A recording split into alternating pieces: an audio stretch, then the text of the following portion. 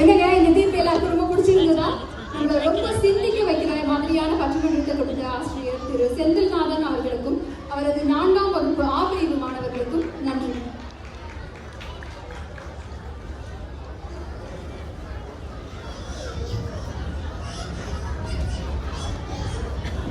கவிதை இதயத்தின் மொழி என்பார்கள். தங்களின் எண்ணங்களையும் உணர்வுகளையும் சொற்களாக்கி கவிதை படைக்க வருகிறார்கள் 5ஆம் வகுப்பு மாணவர்கள். திருமதி சுதா அவர்களின் மாணவர்களை மேடைக்கு அழைக்கிறோம்.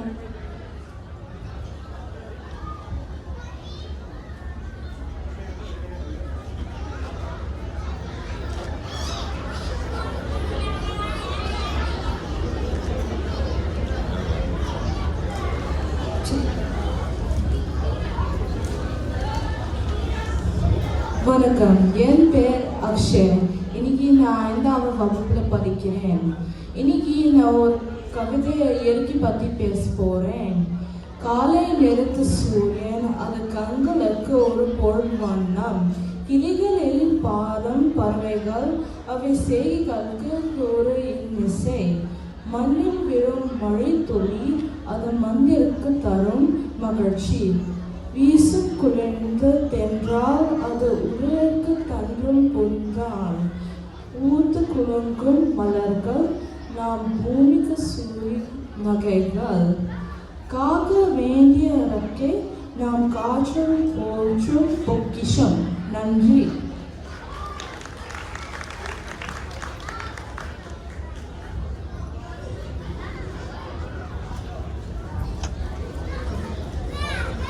அனைவருக்கும் வணக்கம். என் பெயர் லக்ஷி. நான் 5ஆம் வகுப்பு படிக்கிறேன்.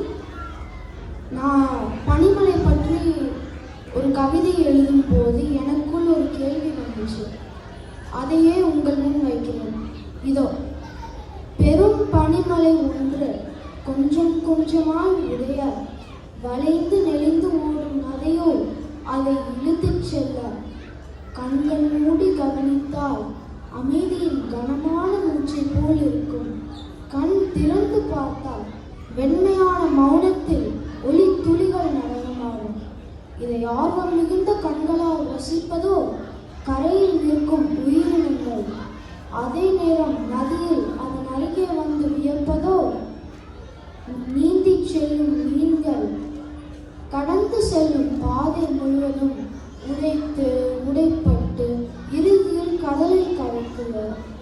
இக்காட்சி கண்டு ரசிக்கும் நம் கண்களுக்கு கவிதை என்று ஆனந்தப்படுவதா? இக்காட்சி கண்டு ரசிக்கும் நம் கண்களுக்கு கவிதை என்று ஆனந்தப்படுவதா? இல்லை, அடிக்கடி நடக்கும் இக்கவிதை உலக வெப்பமயமாதல் என்று சுதாரித்துக் கொள்வதா?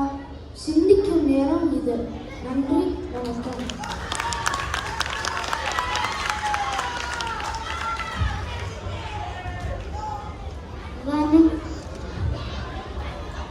வணக்கம், என் பேர் சாத்விகா. நான் 5ஆம் வகுப்பு படிக்கிறேன். நான் இயற்கை பற்றி ஒரு கவிதை சொல்ல போறேன். இயற்கை ஒரு இனிய தாய், இன்பம் தரும் உயிர்த்தாய். பச்சை மரங்கள் புன்னகைத்து காற்றுடன் ஆடுகின்றன. மலர்கள் மனம் வீசி மனதை மயக்குகின்றன. குயிலின் குரல் காலை ஒளியில் இசை பாடுகிறது. நதிகள் நெஞ்சம் போல நிமிர்ந்து ஓடுகின்றன. மலைகள் மௌனத்தில் பெருமை பேசுகின்றன. மழை துளிகள் மண்ணை முத்தமிட்டு வாழ்வு தருகின்றன. வானவில் வண்ணங்கள் கனவுகளை வரைகின்றன. சூரியன் வெப்பத்தில் உயிர்களுக்கு சக்தி தருகின்றான். இயற்கை எங்கள் வாழ்வின் அழகான அருள்வரமாகும். நன்றி, வணக்கம்.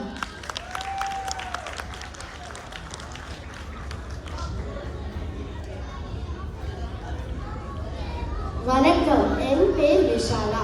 நான் நிலை 5 படிக்கிறேன். நான் இப்போ இயற்கையை பாதுகாப்பதை பற்றி பேச போகிறேன். இந்த உலகத்தை சுற்றி ரொம்ப பசுமையாக தெரியுது. ஆனால் இந்த இயற்கையை மிகவும் மாசடைக்கிறது. அதனால் நம்ம விவசாயிகள் அதற்காக போராடுகிறார்கள். ஆனால் நம்மளும் அவர்களுக்கு உதவி செய்யணும். நம்ம என்ன பண்ணலாம்? இது நம்ம பண்ணலாம்.